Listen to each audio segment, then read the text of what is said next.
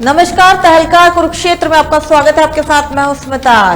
जातीय जनगणना, जी हां, देश में आजादी के बाद पहली बार जातिगत जनगणना होने जा रही है, जिसकी लगातार कांग्रेस मांग कर रही थी। वहीं अब जो सत्ताधारी दल है बीजेपी, उसने इस पर अपनी मंजूरी दे दी है। जी हां, आजादी के बाद पहली बार जातिगत जनगणना होने जा रही है। मोदी सरकार ने सभी जातियों की गिनती के लिए अपनी मंजूरी दे दी है। केंद्रीय मंत्री अश्विनी वैष्णव ने ये बात साफ कही है कि पीएम मोदी की अध्यक्षता में बुधवार को केंद्रीय कैबिनेट की बैठक में जातिगत जनगणना कराने को लेकर स्वीकृति दे दी गई है। अब जातिवार जनगणना होने के बाद आरक्षण को बढ़ाने की मांग उठ सकती है। राहुल गांधी ने जिस तरह जातीय जनगणना के फैसले का स्वागत करते हुए इस पर सीधे आरक्षण की 50% लिमिट को खत्म करने और सरकारी संस्थानों की तरह ही निजी संस्थानों में भी आरक्षण लागू करने की अब मांग उठाई है, उसके सियासी असर दूर दूर तक अब देखने भी मिल रहे हैं। देश में जातीय जनगणना के आंकड़े सामने आने के बाद आरक्षण की सीमा बढ़ाने का दबाव सरकार पर पड़ेगा और यही एक बात लगातार की भी जा रही है। जातीय जनगणना से हर जाति की गिनती होगी और प्रमाणित आंकड़ा सबके सामने होगा। ऐसे में जातीय जनगणना पर मोदी सरकार के फैसले लेने के बाद राहुल गांधी ने आरक्षण की लिमिट बढ़ाने की मांग सीधे तौर पर उठा दी, जिसको लेकर कांग्रेस ने बैठक भी की।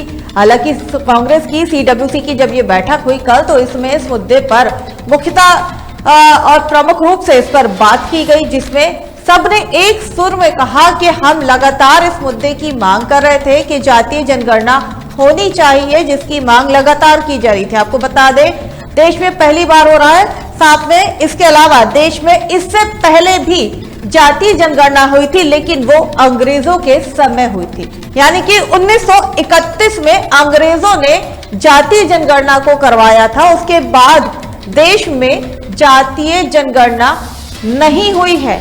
चलिए आपको हम ये भी सुनवाएंगे कि जो केंद्रीय मंत्री अश्विनी वैष्णव, उन्होंने इस मुद्दे पर क्या कहा था जब बैठक हुई थी 30 तारीख को। उसके बाद इस बैठक के बाद उन्होंने इसकी जानकारी जब दी थी, तो उनका क्या कहना था, क्या वहां पर बात सामने आई थी, किस तरह से प्रधानमंत्री नरेंद्र मोदी ने इस पर अपनी हामी भरी है, ये आपको सुनवाएंगे। लेकिन बड़ा सवाल हम यही कर रहे हैं कि अब आखिरकार क्यों इतने लंबे वक्त के बाद बीजेपी ने इस मुद्दे पर अपनी हामी भर दी है।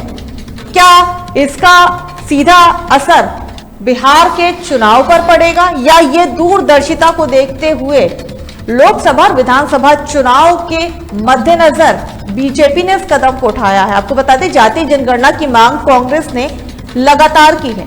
कांग्रेस लगातार इस मुद्दे को उठाती आई है, जिसको लगातार मना भी किया जा रहा था। आपको बता दें, इससे पहले 2011 के बाद हमारे देश में जनगणना नहीं हुई है। 2021 में होनी थी, लेकिन किन्हीं कारणों से और कोविड को देखते हुए ये जनगणना नहीं हुई थी। 2011 में जातीय जनगणना हुई थी, वो भी प्रधानमंत्री उस वक्त मनमोहन सिंह थे जिन्होंने ये करवाई थी, लेकिन उस वक्त के आंकड़े जो थे वो जारी नहीं किए गए थे, सिर्फ जनगणना को करवाया गया था।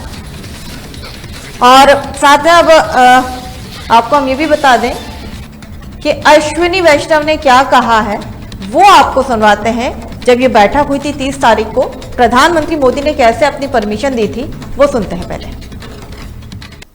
साथियों, आप सब जानते हैं कि कांग्रेस की सरकारों ने आज तक जातीय जनगणना का विरोध किया है। आजादी की बात की सभी जनगणनाओं में जातियों की जनगणना नहीं की गई। 1947 के बाद से अगर देखें, वर्ष 2010 में तत्कालीन प्रधानमंत्री दिवंगत डॉक्टर मनमोहन सिंह जी ने लोकसभा में आश्वासन दिया था कि जातीय जनगणना पर कैबिनेट में विचार किया जाए। तत्पश्चात एक मंत्रिमंडल समूह का भी गठन किया गया था, ग्रुप ऑफ मिनिस्टर्स, जिसमें अधिकांश राजनीतिक दलों ने जाति आधारित जनगणना की संस्तुति की। इसके बावजूद कांग्रेस की सरकार ने जातीय जनगणना के बजाय एक सर्वे कराना ही उचित समझा। उस सर्वे को सभी SECC के नाम से जानते हैं। इस सब के बावजूद कांग्रेस और इंडी गठबंधन के दलों ने जातीय जनगणना के विषय को केवल अपने राजनीतिक लाभ के लिए उपयोग किया। जनगणना का विषय संविधान के अनुच्छेद 246 की केंद्रीय सूची की क्रम संख्या 69 पर अंकित है। यह केंद्र का विषय है। हालांकि कई राज्यों ने सर्वे के माध्यम से जातियों की जनगणना की है। तो आपने सुना कि अश्विनी वैष्णव ने साफ कहा है कि इस मुद्दे पर कैबिनेट में बात करने को लेकर 2011 में पूर्व प्रधानमंत्री और दिवंगत नेता मनमोहन सिंह ने भी कैबिनेट में यह आश्वासन दिया था कि कैबिनेट में इस विषय पर बात की जाएगी। तो आपको हम बता रहे थे कि 2031 से पहले और 31 के बाद देश में जातीय जनगणना नहीं हुई है। सबसे पहले जातीय जनगणना 1931 में अंग्रेजों ने कराई थी। उसके बाद 2011 में जनगणना हुई थी। उसके बाद देश में जनगणना ही नहीं हुई। 2021 में होनी थी, लेकिन कोविड के कारण उस जनगणना को नहीं किया गया। अब 2025 जब ये वक्त चल रहा है, यहाँ पर अब जातीय जनगणना को लेकर ही सीधे सरकार ने अपनी मंजूरी दे दी है, जिसके खिलाफ मोदी सरकार हमेशा से रही है। आपको ये भी बता दें कि 1951 में जब जवाहरलाल नेहरू प्रधानमंत्री थे तो उन्होंने इसका खंडन किया था। उनका कहना था कि जनगणना होनी चाहिए, लेकिन जातीय जनगणना देश की एकता और अखंडता के लिए खतरा है, जिसका उन्होंने हमेशा से विरोध किया था। इसके बाद 2011 में जातीय जनगणना के आंकड़े हुए सामने आए, वो नहीं आए थे। उस वक्त जनगणना हुई, जातीय जनगणना हुई, लेकिन उसके आंकड़े उस वक्त सरकार ने सामने नहीं किए थे। अब सवाल ये उठता है कि आखिर ऐसी क्या स्थिति और परिस्थिति बनी कि जो सरकार लगातार इसका विरोध कर रही थी, उसने एकाएक इस पर अपनी हामी भर दी। जनगणना को छोड़ उसने सीधे जातीय जनगणना पर अपनी परमिशन दे दी है और साथ में यह भी कहा है कि इसके लिए कमेटी बनाई जाएगी। साथ में उसमें 3 महीने का समय दिया गया है और इसी पर आज हम चर्चा करने वाले हैं, जिस पर हमारे तमाम पैनलिस्ट हमारे साथ जुड़ चुके हैं। चलिए उनका स्वागत करते हैं। हमारे साथ हमारे तमाम पैनलिस्ट मौजूद हैं। बीजेपी की तरफ से रविंद्र वाल्मीकि हमारे साथ जुड़े हैं। रविंद्र जी, बहुत बहुत स्वागत है आपको हमारे साथ जुड़ने के लिए। साथ में कांग्रेस से शांति प्रसाद भट्ट हमारे साथ जुड़े हैं। शांति जी, बहुत बहुत स्वागत है आपको हमारे साथ जुड़ने के लिए। साथ में हमारे पॉलिटिकल एडिटर भी अजय सैनी हमारे साथ जुड़े हुए हैं और सपा का पक्ष रखने के लिए डॉक्टर एस.एन. सचान हमारे साथ इस चर्चा में जुड़ चुके हैं। एक बार फिर आप सभी लोगों का हमारे साथ जुड़ने के लिए बहुत बहुत स्वागत है। चलिए चर्चा शुरू करते हैं। रविंद्र जी, सबसे पहला सवाल आपसे, जिस जनगणना को लेकर लगातार बीजेपी विरोध कर रही थी और कांग्रेस लगातार इसकी मांग उठा रही थी, आखिर ऐसी क्या बात हुई, ऐसी क्या स्थिति परिस्थिति बनी कि आपने सीधे इस पर जातीय जनगणना पर मोहर लगा दी? उनको हम जोड़ेंगे दोबारा से, लेकिन सबसे बड़ी बात अब यही आ रही है क्योंकि बहुत नजदीक अब बिहार चुनाव है और बिहार चुनाव ये वो चुनाव है जहां पर सबसे पहले व्यक्ति की जाति को लेकर बात की जाती है। बिहार चुनाव में ही सबसे पहले जातीय को लेकर यहां पर केंद्र सरकार ने सर्वे भी कराया था, आपको बता दें, और वो सर्वे बीजेपी ने ही कराया था। बीजेपी वो पार्टी जो लगातार इसका विरोध करती रही, लेकिन जब बिहार चुनाव की बात आई तो सबसे पहले वहां सर्वे भी, जातिगत जो सर्वे था वो बीजेपी ने कराया। अब बिहार में चुनाव आ रहे हैं तो क्या यही वजह है कि बीजेपी ने एक बार फिर यहां पर ये पासा फेंका है? आपको बता दें, इस मुद्दे को विपक्ष लगातार उठाता रहा है। 2024 में भी विपक्ष ने इसको मुख्यता से उठाया था। ये प्रमुख मुद्दा विपक्ष का रहा था, जिस पर बीजेपी ने अब बाजी मार ली है। वो क्यों? क्योंकि बीजेपी ने इस पर अपना समर्थन दे दिया है। बीजेपी पार्टी अब पूरे देश में जनगणना कराने जा रही है और वो भी इस बार जातीय जनगणना करा रही है। रविंद्र जी, आखिर ऐसी क्या स्थिति और परिस्थितियां बन गई कि बीजेपी जो इसका लगातार विरोध करती थी, अब वो सीधे जातीय जनगणना पर अपनी मंजूरी दे चुकी है?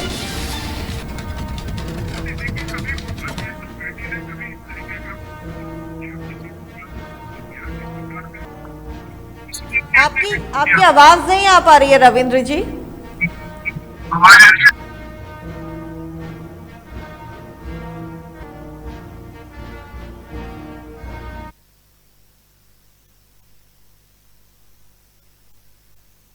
रविंद्र जी, आखिर ऐसी क्या स्थितियां आ गई, ऐसी क्या मजबूरी आ गई कि बीजेपी जिस पर हमेशा से मना करती रही, जाति जनगणना के विरोध में रही, वो एकाएक इस पर मंजूरी देती है। लगता है उनसे संपर्क नहीं हो पा रहा है। शांति प्रसाद भट्ट से के पास में आती हूँ, उनसे मैं बात करूंगी। शांति जी, लगातार कांग्रेस ने इस मुद्दे को उठाया है और 2024 का भी ये प्रमुख मुद्दा रहा है कांग्रेस का कि देश में जातीय जनगणना होनी चाहिए। अब बीजेपी ने बात मान ली है, बिहार चुनाव नजदीक है, क्या ये जो इक्का था वो छीन लिया बीजेपी ने कांग्रेस से? जी, मेरी आवाज आ रही है? जी देखिए, 16 अप्रैल 2023 को जब भारतीय राष्ट्रीय कांग्रेस के हमारे माननीय अध्यक्ष आदरणीय मल्लिकार्जुन खड़गे साहब ने माननीय प्रधानमंत्री जी को इस संदर्भ में पत्र लिखा और जातीय जनगणना की मांग की थी, उसके बाद राहुल गांधी जी लगातार इस बात को कहते रहे, पूरी कांग्रेस पार्टी कहती रही है। पिछले लोकसभा चुनाव के हर कैंपेन में हमने इस बात को कहा है। तब भारतीय जनता पार्टी और वर्तमान की केंद्र की सरकार, इनके मंत्री हमको विभाजनकारी कह रहे थे, हमको अर्बन नक्सल कहकर विरोध कर रहे थे। बीजेपी आरएसएस के नेताओं ने इसकी हमारी कड़ी आलोचना की और इन्होंने इसके उलट एक नारा दिया, बटेंगे तो कटेंगे जैसे इन्होंने नारे दिए। लेकिन अब 11 साल के जिद्दी इनकार के बाद मोदी सरकार ने जाति जनगणना की मांग को स्वीकार कर लिया है। हमको खुशी है और हम बधाई दे रहे हैं, क्योंकि ये हमारी मांग रही है और भारतीय जनता पार्टी ने राहुल गांधी जी की बात को माना है और राहुल गांधी जी ने जिस जिस बात को कहा है वो बात सही साबित हुई है। चाहे वो भट्टा परसौल से लेकर आप लगा लीजिए 3 कृषि कानून हो, नोटबंदी हो, जाति जनगणना हो, जो भी बातें राहुल जी ने हाउस में कही है या हाउस के बाहर कही है, सरकार को उसको मानना पड़ा और नहीं मानी तो वो बात में सही सिद्ध साबित हुई है। अभी 30 अप्रैल को सरकार ने इसकी घोषणा की है। अब हमारी 2 तारीख को जो सीडब्ल्यूसी की हमारी वर्किंग कमेटी की बैठक, हमने स्पष्ट रूप से इसमें प्रस्ताव पारित किए हैं। हमने कहा कि जाति जनगणना में अब कोई देर नहीं होनी चाहिए, सभी राजनीतिक दलों को इसको पूर्ण विश्वास में लिया जाना चाहिए। सरकार को तुरंत इसके लिए आवश्यक धनराशि हर चरण के लिए इस पर समय सीमा और धनराशि की घोषणा करनी चाहिए। संसद बुलाकर इस पर बहस करनी चाहिए। इसकी प्रश्नावली, कार्यप्रणाली की तैयारी से लेकर वास्तविक गणना, वर्गीकरण, डेटा और अंतिम प्रकाशन तक स्पष्ट रूप से सरकार को समय सारणी के साथ आगे आना चाहिए। ये हमारी मांग है, ये हमने प्रस्ताव भी कल पारित किया है और हमें खुशी है कि भारतीय जनता पार्टी एसएन सचान जी भी हमारे साथ है। शांति जी और बात करूंगी एसएन सचान जी भी हमारे साथ है, उनसे भी जान लेते हैं, क्योंकि सपा पार्टी आपकी सहयोगी पार्टी है भाई उत्तर प्रदेश में, तो उनका भी पक्ष जानना जरूरी हो जाता है। एसएन सचान जी, आप क्या कहेंगे जिस मुद्दे को लगातार 11 सालों से बीजेपी नकार रही थी, मनाही कर रही थी, बांटने की राजनीति कहती थी, आज उसी मुद्दे पर, उसी जातीय जनगणना को मोहर लगाती है बीजेपी, कहती है कि अब देश में जातीय जनगणना होगी और 3 महीने के अंदर होगी, 15 दिनों में इसका काम पूरा कर लिया जाएगा, पूरी मोहर लगा दी है प्रधानमंत्री नरेंद्र मोदी ने। देखिए, नरेंद्र मोदी जी जिस जाति गणना को लगातार विरोध करते रहे, उनकी मजबूरी हो गई। मजबूरी इस वजह से हो गई कि अभी बिहार में चुनाव है, उसके बाद 27 में उत्तर प्रदेश में चुनाव है, कई और प्रांतों में चुनाव है। बेसिकली मैं समाजवादी पार्टी के राष्ट्रीय अखिलेश यादव जी को और कांग्रेस के राहुल गांधी जी को, मैं सब कांग्रेसियों को नहीं, क्योंकि कांग्रेस राहुल गांधी जी स्वयं एक्सेप्ट कर चुके हैं कि सामाजिक न्याय के अनुपालन में कुछ गलतियां कांग्रेस से हुई थी, वो तो मैं राहुल गांधी का बहुत ज्यादा एक तरीके से उनका शुक्रिया अदा करना चाहता हूं कि उन्होंने पूरे देश में इस बात को उठाया और बिहार में तेजस्वी यादव, तमिलनाडु में एमके स्टालिन, तो ये इन लोगों की जो इंडिया गठबंधन के लोगों की बात थी उसको मानने को उनको मजबूर होना पड़ा। और किस तरीके से उन्होंने अभी कहा है कि 27 में होगी, 27 का मतलब अभी चुनाव की, इसकी बिहार का चुनाव होना है, उन्होंने जाति गणना की बात कह दी, इसका वो लाभ बिहार में लेना चाहते हैं और 27 में उत्तर प्रदेश का चुनाव है। वहां इसका लाभ लेना चाहते हैं। बेसिकली भारतीय जनता पार्टी जाति गणना के हमेशा खिलाफ रही है, पिछड़े वर्गों के खिलाफ रही है, दलितों के खिलाफ रही है, अल्पसंख्यकों के खिलाफ रही है, पीडीए परिवार के खिलाफ रही है। तो इनका तो चाल चरित्र और चेहरा पूरी तरीके से बेनकाब हो गया। उनके सामने कोई दूसरा रास्ता नहीं था कि जाति गणना की घोषणा न करें। ठीक ठीक, हमारे साथ अजय सैनी जी भी, हमारे पॉलिटिकल एडिटर, जुड़ेंगे अभी, लेकिन उससे पहले रविंद्र वाल्मीकि जी हमारे साथ जुड़ चुके हैं। रविंद्र जी, मेरी आवाज आपको सुनाई दे रही है? हाँ जी, हाँ जी, हाँ जी। ऐसी क्या मजबूरी हो गई कि 11 साल के बाद जिस मुद्दे को आप मना कर रहे थे उसको मोहर लगती है सीधे, और समय सीमा तय कर दी जाती है 3 महीने और 15 दिन में सर्वे पूरा हो जाएगा, गणना पूरी कर ली जाएगी। जातीय जनगणना का विरोध किया था और आज उसे मोहर लगाई जा रही है। 30 अप्रैल को इसको मोहर लगा दी गई कि देश में अब जातीय जनगणना की जाएगी। देखिए, भारतीय जनता पार्टी कभी भी किसी भी जाति से विरोध नहीं किया। कांग्रेस ने, जबकि इतिहास रहा है, कांग्रेस ने सदन के अंदर विरोध किया, सपा ने विरोध किया। ये मंडल कमीशन के विरोधी थे कांग्रेस। राजीव गांधी जी ने बयान दिया, नेहरू जी का बयान है सदन के अंदर। आप जिस प्रकार से कांग्रेस आज इस मुद्दे को लेके ये कहना चाहती है कि ये मुद्दा हमारा था, तो ये इनका मुद्दा नहीं था। आज देश की जनता को, देश को यह पता है जाति में कितने लोग हैं और उसकी क्या स्थिति है। और मैं तो अभी तो आप जातीय जनगणना की बात कर रहे हैं। अभी तो देखिए, खाली आप हिंदुओं में जातीय जनगणना, अभी मुसलमानों को भी पता लगेगी कि कितने कौन सी जाति के लोग हैं, कितने हैं और कौन कहाँ पे बैठे हैं, क्या स्थिति है। तो ये अच्छी बात है कि भारतीय जनता पार्टी ने इस ओर कदम उठाया। और रही बात इसकी विपक्ष की, तो कांग्रेस ने कर्नाटका में अभी जातीय जनगणना कराई, लेकिन पिछले 3 साल से उसे दबाई बैठी है। सर, कांग्रेस तो लगातार बोल रही है, 2024 से भी कांग्रेस का ये मुख्य मुद्दा रहा है, जिसको जब आपने हामी भर दी, आपकी पार्टी ने जब हामी भर दी तो उन्होंने इसका समर्थन कर दिया। लेकिन कांग्रेस तो लगातार इस मुद्दे को कह रही है ना कि देश में जातीय जनगणना कराइए। मना तो आप लोगों की तरफ से हो रहा था, 11 में भी आप लोगों ने मना किया था कि कांग्रेस जो है इस तरह की बात करके बंटने की बात कर रही है। स्मिता जी, मैं सिर्फ यही तो बात कर रहा हूँ कि कर्नाटका में क्या मजबूरी है कि आपने वहां पे गणना करने के बाद और उसे आप ओपन नहीं कर रहे हो। 2-2.5 साल उसे दबा के रहते हो रिपोर्ट। तो ये भी तो जानने का अधिकार है ना। बिहार में सर्वे कराया था आपकी की पार्टी ने, बिहार में सर्वे कराया था, जातीय सर्वे कराया था, उसके आंकड़े नहीं बताए। शांति जी क्या कहेंगे? सवाल खड़ा हो गया, कर्नाटक में आपने कराया, आंकड़े क्यों नहीं दिए? देखिए, रविंद्र भाई हमारे बड़े भाई हैं। अब मैं इनसे क्या कहूँ, बहुत असहज आज दिख रहे हैं। मैं तो इनसे कह रहा हूँ कि नितिन गडकरी जी और अनुराग ठाकुर जी के जो बयान हैं, गडकरी जी ने कहा था कि जो जाति की बात करेगा उसकी हम लात मारेंगे। मैं गडकरी जी से पूछना चाहता हूं, क्या वो आप आज वो भारतीय जनता पार्टी सरकार को लात मारेंगे क्या? क्या वो प्रधानमंत्री को कृत्य करेंगे क्या? अनुराग ठाकुर नेता क्या क्या कहते थे, क्या मतलब इन्होंने क्या क्या नहीं कहा स्मिता जी? हमें अर्बन नक्सली कहा, विभाजनकारी कहा जब हम इस मांग को कर रहे थे, तब ये हमें इस तरह की बात कर रहे थे। लेकिन देर आए दुरुस्त आए, भारतीय जनता पार्टी की आदत है, एक मुहावरा है ना, थूक कर चाटने वाला। तो भारतीय जनता पार्टी वही काम करती है, पहले थूकती है फिर उसको चाटती है। ये पार्टी नहीं है, ये तो एक गिरोह टाइप का है। आप वो सारी बातें मान रहे हैं जो कांग्रेस पार्टी उठाती थी।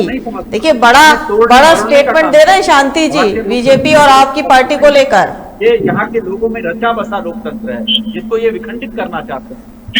ये दल नहीं है, ये तो लोगों को तोड़ने का काम करते हैं। ये अब आप देख रहे हैं ना, अभी हमारे नागरिकों पर हमला हुआ, किस तरह से हमला हुआ उसकी पूरे देश ने निंदा की है। सारे लोग सरकार के साथ खड़े हैं, ऑपोजिशन खड़ा है, उसके बाद ये आपस में लड़ाने का काम कर रहे हैं। जब इस सरकार को लोगों को एकजुट करना चाहिए था, सारे राष्ट्रीय दलों को, जब संपूर्ण ऑपोजिशन ने कहते हम सरकार के साथ खड़े हैं, उसके बाद ये बयानों को ला रहे हैं, जबरन तोड़ मरोड़ कर ला रहे हैं। तो ये इस तरह की पार्टी है, हमेशा विखंडनकारी काम करती है। ठीक, रविंद्र जी जल्दी से जवाब दीजिए। आइए रविंद्र जी जवाब दीजिए अपना। भाषा का प्रयोग करूंगा जिस प्रकार से शांति भाई ने करी। तो देखिए, राजनीति में इस तरह के शब्दों से बचना चाहिए कि फूकने चाटना। अरे फूकने चाटना किसे कहते हैं? ये कांग्रेस से बड़ा काम कौन करता? अभी सुबह जो है इनके पूर्व सीएम ने बयान दिया कि हमें तो सबूत ही नहीं दिए बालाकोट साइड के, और फिर थोड़ी देर में उनपे फूकने चाटना किसे कहते हैं ये बता दिया कि नहीं मैंने ऐसा नहीं कहा था, हम तो सब साथ है। अभी आप जब सर्वदलीय बैठक हुई वहां पे आपने बैठक में कह दिया हम सब साथ हैं, और आप अपनी बात से पलट गए। इसे कहते हैं फूकने चाटना। जब बाहर आके आपके नेता जो है जगह जगह कोई कह रहा है कि नहीं युद्ध नहीं होना चाहिए, नहीं लड़ाई नहीं करनी चाहिए, नहीं पानी नहीं बंद करना चाहिए, नहीं वहां पे किसके पास इतना टाइम था जो धर्म पूछ के किसी के गोली मारता, इतना टाइम होता? आप इस प्रकार से डिफेंसिव करते हैं आतंकियों को और पाकिस्तान को, ये सारे जग जाते हैं। इसे कहते हैं फूकने चाटना। अब रही बात जातीय जनगणना की, देखिए जातीय जनगणना में हमारे और इनके अंदर एक अंतर है। ये जातियों में गणना नहीं करना चाहते, ये जातियों को बांटना चाहती है। हम अलग अलग बांट देकर उनके बीच में नफरत पैदा करना चाहते हैं। इनका काम ये नहीं है कि जातियां बांट के देश की जातियों को जिसका जितना हक है उसको उसका हक मिले, ये आप दोनों ये अपने तो पक्ष जहां रखिए मौका ना। आप मिलता कह रहे है, हैं कि आप गणना जहां करेंगे, मौका उनको मिलता कह रहे है हैं कि वो पार्टी हो, वो अगर करेंगे उनका मकसद बांटना है, तो जरा आप अपना स्टेटमेंट क्लियर कर दीजिए। आप कैसे गणना करेंगे? कैसे संभव है? जिन्होंने संविधान बनाया डॉक्टर भीमराव अम्बेडकर, उन्होंने भी कहा था कि ये संभव नहीं है भारत में ट्राइबल एरिया भी है, उसे आप कैसे करेंगे? हाँ होना चाहिए, लेकिन ये हमें पता होना चाहिए कि कितनी जातियां देश में हैं, कितने समुदाय हैं, कितने वर्ग हैं, ये पता होना चाहिए। उसे आप कैटेगराइज कैसे करेंगे, ये तो समझाइए जरा। नहीं बिल्कुल, जब सरकार ने कोई डिसीजन लिया तो उसका रोड मैप भी तैयार किया होगा। ये ऐसा नहीं है कि कह दिया खाली। देखिए भारतीय जनता पार्टी जब से सरकार में मोदी जी के 2014 के बाद कोई भी ऐसा एक फैसला आप मुझे बता दीजिए जिसकी घोषणा हुई और जिससे अमल ना किया हो। 15 लाख किसी के हमने खाते में बात नहीं की है। है उसको अमल सबका साथ पूरा सबका किया विकास है, देख लीजिए, चाहे छोटा किसका हो राज या हो, बड़ा हो। किसका विकास हो रहा है। देख हाँ लीजिए जी। नारे थे, ये बीजेपी के ही नारे थे जो 2014 से चले आ रहे हैं। शांति जी क्या कहेंगे? आप लोग जाति जनगणना के नाम पर बांटना चाहते हैं। फिर उसके बाद में सचान जी के पास आऊंगी क्योंकि और भी मेहमान हमारे साथ हैं। जल्दी नेताजी, मैं यही तो कह रहा हूं कि भारतीय जनता पार्टी ने लोकसभा चुनाव 2024 में कहा था कि जाति जनगणना समाज को बांटने वाला कदम है, जबकि हमने ये कहा था कि जिसकी जितनी भागीदारी उसकी उतनी हिस्सेदारी। हमारा तो ये नारा था और इनका ये नारा था कि हम समाज को बांट रहे हैं, हम विभाजनकारी हैं, हम अर्बन नक्सल हैं, बटेंगे तो कटेंगे। इस तरह के नारे किसने दिए? भारतीय जनता पार्टी ने दिए। इसलिए हम कह रहे हैं कि ये विभाजनकारी लोग हैं, ये नागरिकों में विभेद करते हैं। ये भारत का जो हमारा लोकतंत्र है, भारत का जो संविधान है, संविधान के जो 12 से 35 हमारे जो फंडामेंटल राइट्स हैं, ये उनको नहीं मानते हैं। ये रूल ऑफ आपने कराई थी तो उसका आंकड़ा क्यों नहीं पेश किया सर? आप तो समर्थन में, आपकी पार्टी तो पेश कर सकती है ये बात, उसमें क्या दिक्कत है? हमेशा से संविधान को करने का काम कर। सचान जी आप क्या कहेंगे? दोनों पार्टियों के वक्तव्य सुनने के बाद, दोनों पार्टी के प्रवक्ताओं की बात सुनने के बाद, आ रही रविंद्र जी, 2 लोग और हमारे साथ, पहले उनकी बात सुन लूं, मैं फिर आपका जवाब लेती हूँ। सचान जी आप क्या कहेंगे? कैसे किया जाएगा? क्या ये संभव है? अखंड भारत की बात करते हैं, एकता की बात करते हैं, और वहां अगर हम इस तरह से जाति बांटेंगे हर कॉलम में, अब जो पर्चे आएंगे उसमें व्यक्ति की जाति भी होगी, उसको वो टिक करना पड़ेगा। पार्लियामेंट चुनाव के समय जाति गणना एक बहुत बड़ा मुद्दा इंडिया गठबंधन का था, आज भी है और कल भी रहेगा। जहां तक बीजेपी का सवाल है, बीजेपी सदैव पीडीए परिवार, पिछड़ा दलित, अल्पसंख्यक, इनकी विरोधी रही है। अगर विरोधी न होती, जब मंडल आयोग लागू किया था तो अडवाणी जी ने कमंडल यात्रा शुरू की थी। इन्होंने सदैव पिछड़े वर्गों का विरोध किया है, और चूंकि अब इनको जो अभी वहां पर इसके पहले जब नीतीश मुख्यमंत्री थे, वर्तमान में नहीं, जब जनता दल के साथ थे, तो वहां पर जाति गणना हुई और वहां पता चला कि ओबीसी के लोग 65% हैं। इस वजह से अब समय आ गया है कि जाति गणना हो, और ये जो 50% का बैरियर सुप्रीम कोर्ट ने लगाया है, इसे भी हटा करके जिसकी जितनी संख्या भारी उसकी उतनी हिस्सेदारी, ये डॉक्टर लोहिया ने कहा था।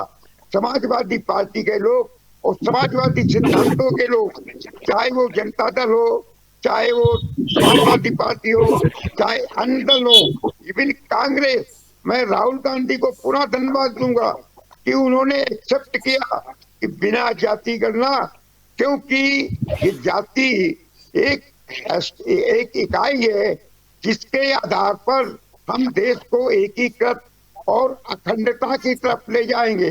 अगर उनको अधिकार नहीं मिलेगा, मैं बीजेपी के प्रवक्ता से पूछना चाहता हूँ, शब्द होता है जाति।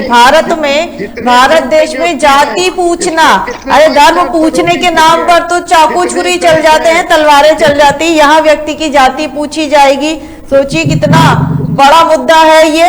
अजय जी क्या कहेंगे? हमारे पॉलिटिकल एडिटर हमारे साथ है। अजय जी क्या कहेंगे? अब बीजेपी ने मोहर लगा दी जाति जनगणना पर, बहुत बड़ा मुद्दा है देश में हमारे जाति पूछना व्यक्ति की।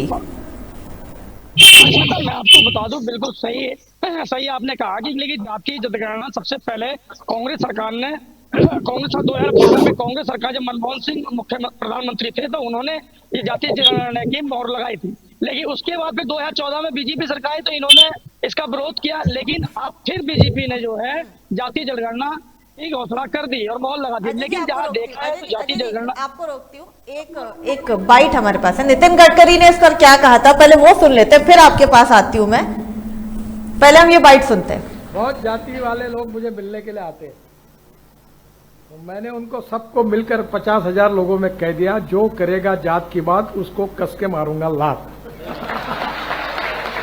तो मुझे मेरे मित्रों ने कहा कि ये कहकर तुमने बड़ा नुकसान किया है। मैंने जो होगा सो होगा, अगर चुनाव जीतता नहीं तो आदमी मरता थोड़ी है, मंत्री नहीं हुआ तो। पर मैं अपने उसूलों के साथ इस पर कायम रहूंगा और व्यक्तिगत जीवन में उसका आचरण करूंगा। ये बड़ा स्टेटमेंट। अजय जी जल्दी से अपनी बात कीजिए क्योंकि रविंद्र जी से मेरा सवाल है। हाँ, आपने जो अभी बाइट सुनवाई नितिन गडकरी की, उन्होंने जो कहा कि जाति की जो बात करेगा उसको पड़ेगी लात, ये स्टेटमेंट इनका सही नहीं है। जाति तो एक मानवता के हिसाब से जाति का ही ना, जाति लेगी साहब, आज हम हिंदू हैं, मुस्लिम हैं, सिख हैं, ईसाई हैं या सिख हैं, हर तरह की जाति है। तो इससे जाति जनगणना से एक जनगणना होनी तो चाहिए कि कितनी कितनी जाति है, कहाँ पर कितनी है। लेकिन अगर देखा जाए तो हर प्रदेश में ओबीसी, अगर ओबीसी जाति देखी जाए तो काफी ओबीसी जाति के हैं। लेकिन उत्तर प्रदेश की जहाँ बात करें तो उत्तर प्रदेश में सबसे ज्यादा ओबीसी जाति आती है।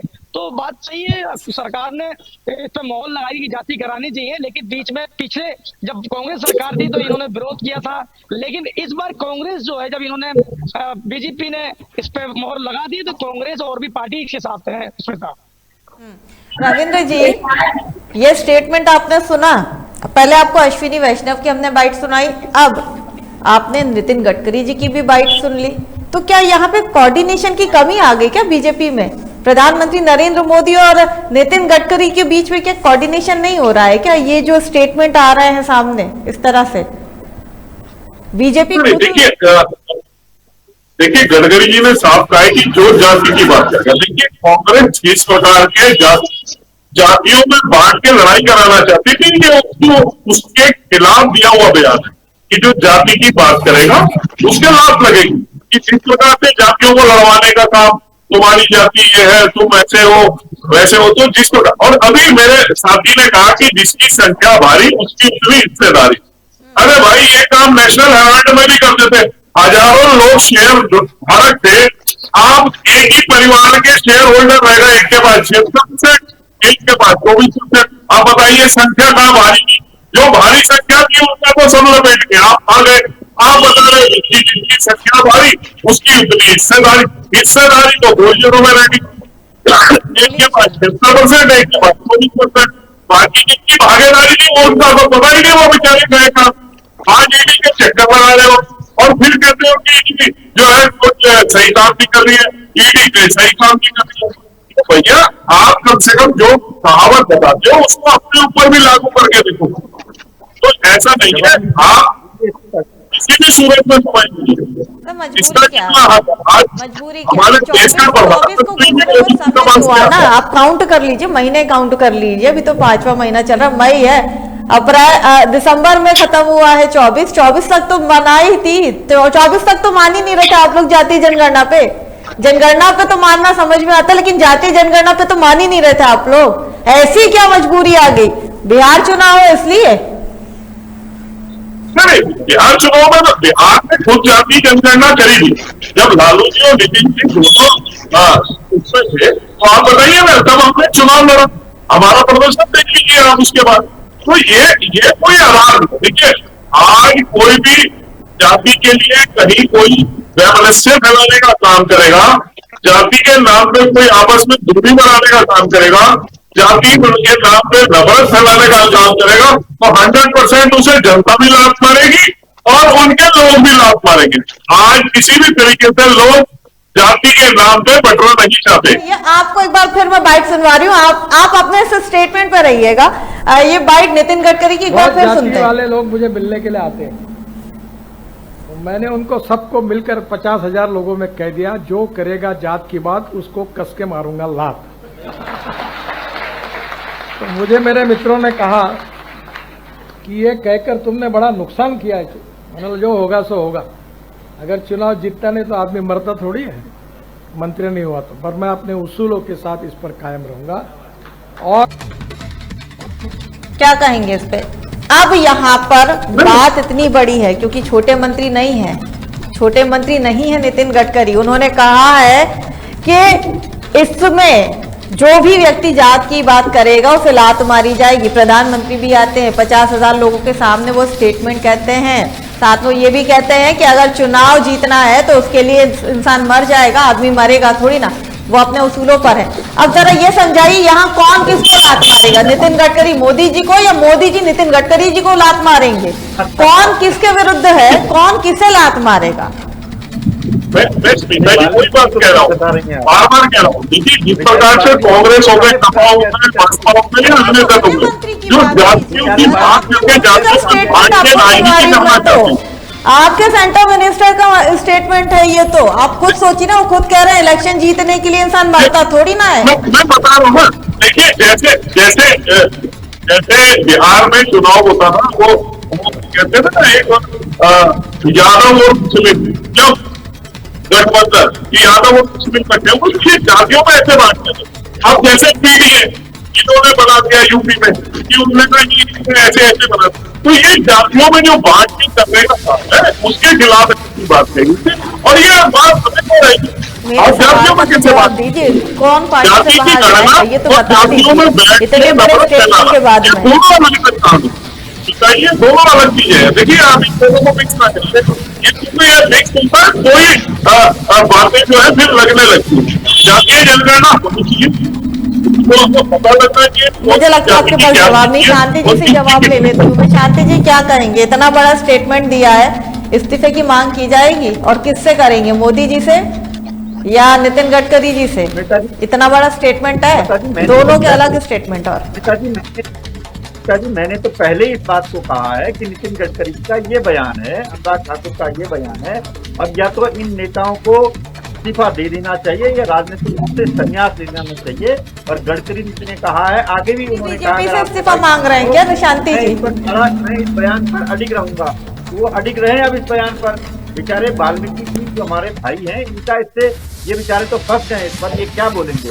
और अभी आदरणीय सचान साहब ने जो बात कही, हमारे बहुत वरिष्ठ नेता हैं, मैं आपका सम्मान करता हूँ। एससी आरक्षण पर जो 50% की सीमा है उसको हटाए जाने के बात कही है, जिसको हमने CWC में प्रस्ताव किया है, और संविधान के अनुच्छेद 15(5) को जो तत्काल लागू करने, वो तो लागू है, लेकिन उसको जो निजी शिक्षण संस्थान है उनमें भी लागू करने की हमने बात कही है। ये हमने CWC में प्रस्ताव किया है, और सचान साहब ने उसी बात को आगे कहा है, जो बहुत महत्वपूर्ण बात है। बहुत वरिष्ठ नेता है, मैं उनका सम्मान करता हूँ। भारतीय जनता पार्टी इस पूरे मुद्दे पर औंधे मुंह गिरी है, और वो उनकी बहुत बड़ी कोई मजबूरी होगी जो तो हमारे साथ मांगेंगे आप? मामला है। इस्तीफा मांगेंगे शांति जी? इस्तीफा मांगेंगे? इस्तीफा को देना चाहिए। केवल नितिन गडकरी को नहीं देना चाहिए, अनुराग ठाकुर सहित इनके जितने बड़बोले नेता हैं, जो बयानवीर है, उन सारे बयानवीरों को इस्तीफा देना चाहिए और प्रधानमंत्री जी को उनके कान पकड़कर उनसे माफी मंगवानी चाहिए। सचान जी, आप क्या कहेंगे? समर्थन देंगे कांग्रेस को यहाँ पे या आपका रुख अलग है? कहता हूँ कि इंडिया गठबंधन की जीत है। 2024 में जो चुनाव में हमारा घोषणा पत्र था उसमें ये प्रमुख मुद्दा था, और इसके पहले एससी और एसटी की गणना होती थी, केवल ओबीसी की नहीं होती थी। और जब ओबीसी की गणना हुई तो बिहार में, कर्नाटक में पता चल गया कि ओबीसी के कितने लोग हैं। और इसके लिए मैं पुनः राहुल गांधी जी को, माननीय अखिलेश यादव जी को और तेजस्वी और एमके स्टालिन को, उनको पुनः धन्यवाद देता हूं। और कांग्रेस इस मुद्दे में बहुत आगे है और हम चाहते हैं, मैं उत्तराखंड की बात अब करना चाहता हूं। उत्तराखंड में बहुत बड़ा एक मामला फंसेगा। यहाँ पर उत्तरकाशी के लोग क्या ओबीसी में गिने जाएंगे? अगर ओबीसी में नहीं गिने जाएंगे तो उनको केंद्र की सेवाओं में लाभ कैसे मिलेगा? क्या प्रताप नगर के लोग ओबीसी में गिने जाएंगे? जो क्षेत्रीय आधार पर यहाँ आरक्षण दिया गया है, अगर वो ओबीसी में नहीं गिने जाते हैं तो उनको केंद्रीय सेवाओं में लाभ नहीं मिलेगा। अब ये कांग्रेस और हम लोग मिलकर के इन मुद्दों को उठाएंगे कि यहाँ पर मंडल आयोग की जो पैरामीटर थे उसके आधार पर यहाँ पर सर्वेक्षण हो। अजय जी, आप क्या कहेंगे जल्दी से? देखिए, मेरा कहने का मतलब यही है कि जातीय जनगणना जो हो रही है, जो बिहार अभी अचानक से ही इन्होंने क्यों, बीजेपी ने इतने फैसला लिया कि जातीय जनगणना होनी चाहिए? क्योंकि 2012 में मनमोहन की सरकार थी तो उसमें जातीय जनगणना हुई का आदेश किया था और हुई भी थी उसमें। अब जैसे कर्नाटक में हुई है, कर्नाटक में भी जातीय जनगणना हुई है, लेकिन उसका पूरा आंकड़े नहीं दिए वहां पर। तो अभी बीजेपी सरकार ने क्यों एकदम ऐसा क्यों जाति पे एकदम माहौल लगा दी कि जातीय जनगणना होती है? वही इनके नितिन गडकरी जी कहते हैं कि जाति की बात करेंगे तो, लेकिन नितिन गडकरी ने उस हिसाब से नहीं कहा, उसका समझना गलत है। हम लोग उसको समझ गए, उन्होंने कहा कि जाति की बात करेगा या जाति जात पात की बात करेगा उसके साथ मैं ऐसा करूंगा। जाति जनगणना के लिए उन्होंने नहीं कहा था। ये हमारे सुनने में या हमारी समझ में फर्क है इसमें था। जाति ही तो पूछेगा ना, एक कॉलम जाति के ही लिए बनेगा ना। चलिए खैर ठीक है। रविंद्र जी, चलिए, जाति जनगणना के लिए बीजेपी ने अपनी हामी भर दी, अच्छी बात है। जिसकी मांग कांग्रेस ने की थी आप मान गए, बहुत अच्छी बात है। अब यहाँ पर कांग्रेस ने आरक्षण की भी बात की है, आरक्षण में एक्सटेंशन मांगा है, आरक्षण को बढ़ाना पड़ेगा। अब सवाल ये उठता है कि भारत इतना बड़ा देश है, 160 करोड़ से ज्यादा की जनसंख्या हो चुकी है, कैसे करेंगे? कैसे पॉसिबल है? और बिहार चुनाव नजदीक है, उसे जीतना है तो उससे पहले तो उसे पूरा करना पड़ेगा ना। तो कैसे करेंगे? सबको कैसे सुख रखेंगे, खुश करेंगे आप? क्या इस पे विवाद नहीं होगा? क्या यहाँ पर जाति का कॉलम आएगा, उससे जात पूछेंगे तो क्या वो हंसते हुए बताएगा या उसे गुस्सा आएगा? धर्म पे देखिए ना, हिंदू मुस्लिम करने पर कितना विवाद होता है, और आप तो ही बहुत अच्छे से जानते हैं हिंदू मुस्लिम का मुद्दा। देखिए स्मिता जी, ये तो अब पता लगेगा जब जातीय जनगणना होगी, जब हम किसी के पास जाएंगे, कौन किस तरीके से क्या जाति बताता है और क्या उसका रिएक्शन होता है। लेकिन एक बात मैं जरूर बता दूं कि जिस प्रकार से आरक्षण बढ़ाने की ये बात करें, आरक्षण बढ़ा के हमें सबको पता है कि रावलपिंडी गठबंधन ये किसको आरक्षण का लाभ देना चाहता है। इस प्रकार से इन्होंने कर्नाटक में 4% आरक्षण दिया, इससे पहले तेलंगाना के अंदर ये हल्ला मचा रहे हैं कि हम आरक्षण देंगे।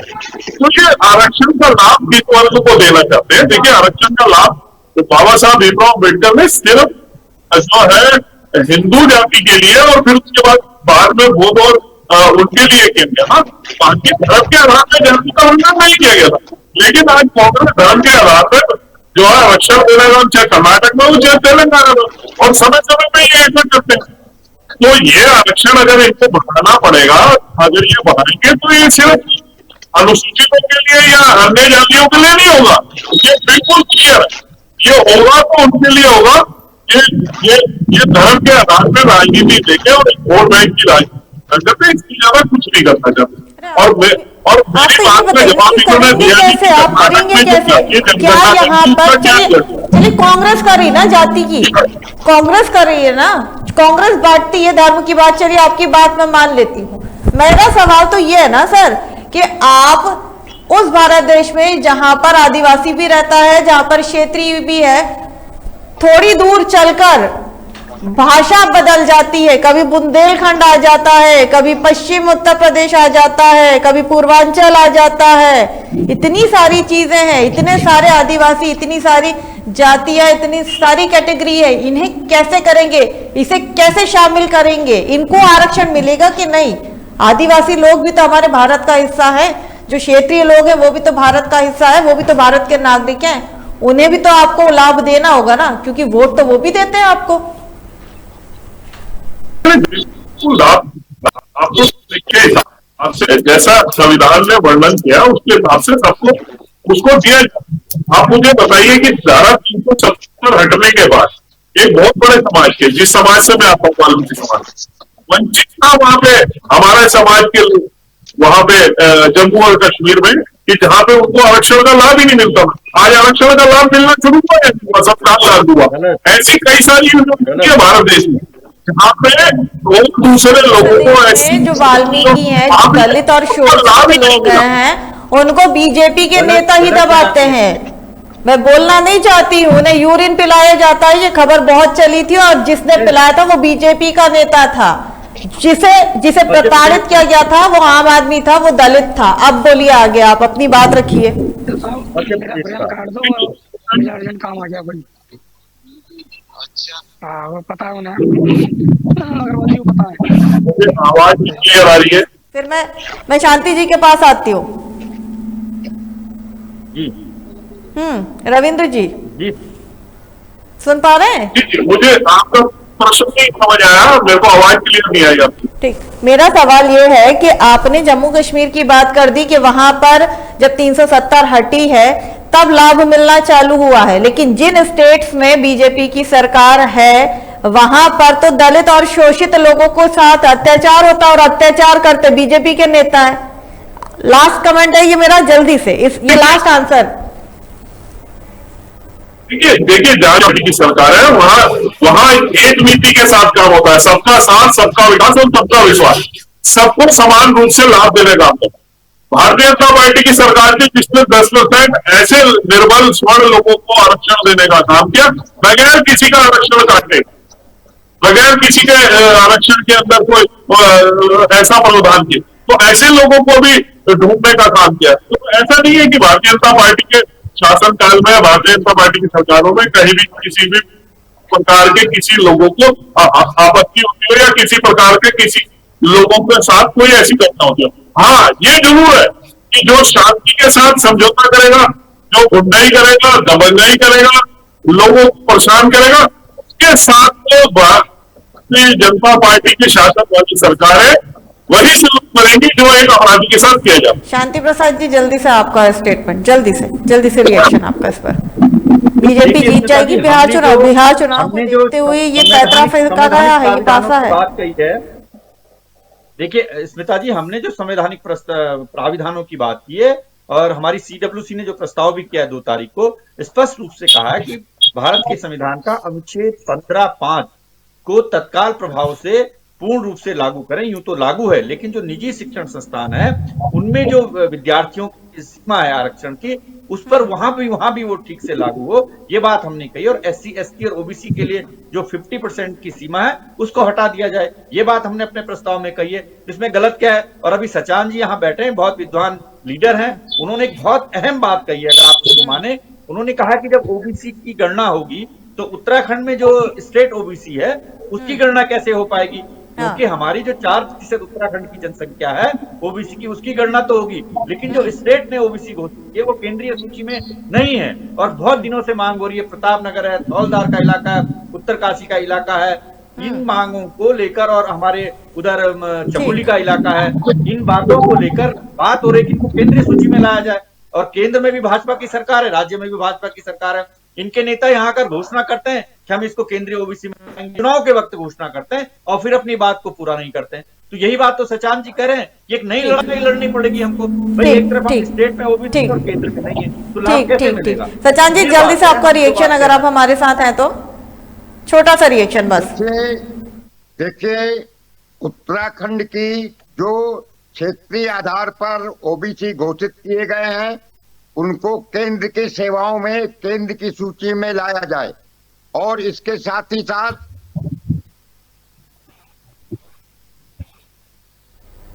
चलिए, बहुत बहुत शुक्रिया हमारे साथ आप सभी का जुड़ने के लिए। रविंद्र जी बहुत बहुत शुक्रिया, शांति प्रसाद जी बहुत बहुत शुक्रिया, सचान साहब आपका भी बहुत बहुत शुक्रिया, और हमारे पॉलिटिकल एडिटर भी हमारे साथ जुड़े थे अजय जी, उनका भी बहुत बहुत शुक्रिया।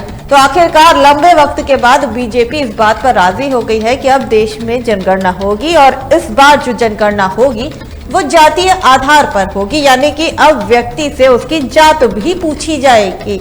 अब देखना यह है कि बिहार चुनाव से पहले बीजेपी का ये पासा और ये पत्ता रंग लाता है या नहीं, इससे बीजेपी बिहार चुनाव जीतती है या नहीं, ये आने वाला वक्त बताएगा। लेकिन अब इस बात पर मोहर लग गई है कि देश में जातीय जनगणना होगी। फिलहाल इतना ही, मुझे दीजिए इजाजत, आप बने रहिए तहलका डिजिटल के साथ।